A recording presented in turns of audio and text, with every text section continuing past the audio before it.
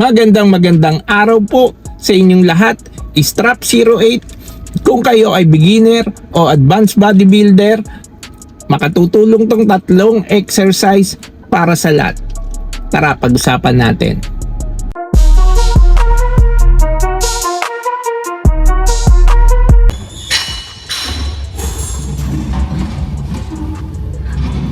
Ang lat muscle o latissimus dorsi ang pinakamalaking muscle sa back. Ang ibig sabihin ng latissimus ay pinakamalapad at ang ibig sabihin naman ng dorsi ay likod. Ito ay may dalawang muscle, ang upper lats at lower lats.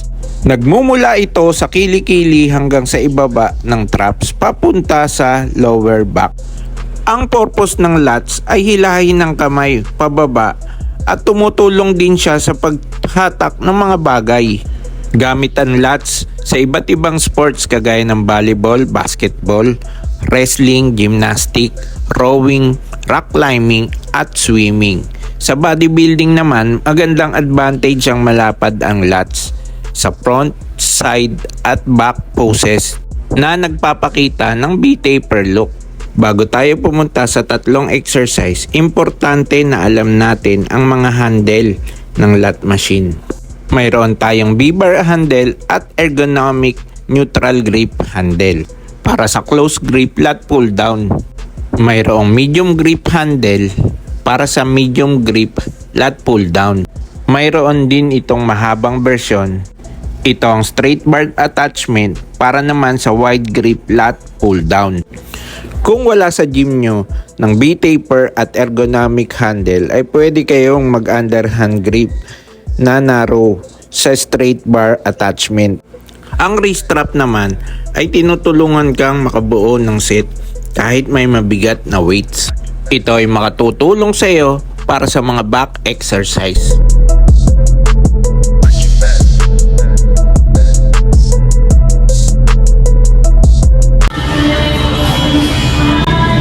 Itong exercise na ito ay alternate sa pull-ups.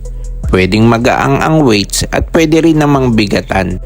Ang target ng exercise na ito ay upper lats. Ikalso ang legs sa thigh pad upang di umangat ang katawan. Hawakan ng bar gamit ang overhand grip. Kailangan malawak ang paghawak ng kamay sa bar kaysa sa balikat.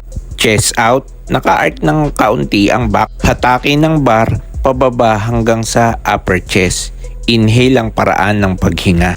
Kontroladong ibalik ang bar pataas. Exhale ang paraan ng paghinga. Ulit-ulitin ang repetition.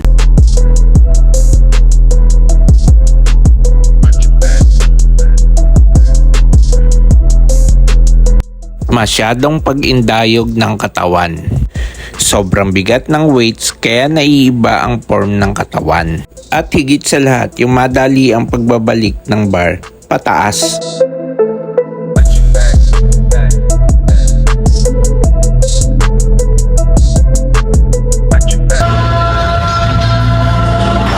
Itong exercise na ito ang nagpapalakas ng parehas na upper lats at lower lat. Dahil malapit ang pagitan ng mga kamay, madaling ilapit ang mga siko sa katawan.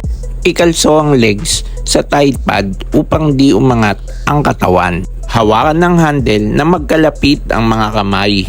Chest out, naka-arc ng kaunti ang back. Hatake ng handle pababa hanggang sa dumikit na ang siko sa tagiliran. Inhale ang paraan ng paghinga. Ilapat ang handle pababa sa upper chest. Kontroladong ibalik ang handle pataas. Exhale naman ang paraan ng paghinga. Ulit-ulitin ang repetition.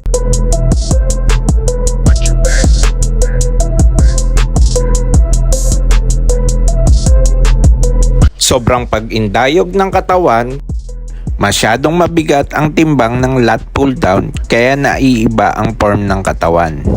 Bigla ang pagbabalik ng handle pataas.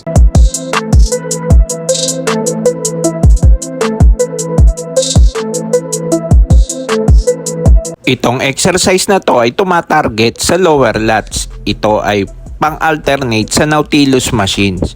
Pareha sila ng movement ng lats. Ikabit ang bar attachment sa cable machine. Tumayo ng may distansya sa cable machine. Yumuko ng may 45 degrees ang katawan sa sahig. Ibaluktot ng kaunti ang mga siko. Kontroladong ibaba ang bar attachment patungong abs. Inhale ang paraan ng paghinga. Dahan-dahang itaas ang bar attachment. Exhale ang paraan ng paghinga. Ulit-ulitin ang repetition.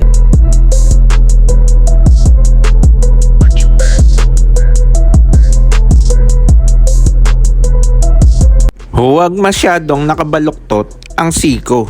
Sobrang indayog ng katawan at masyadong mabigat ang binubuhat.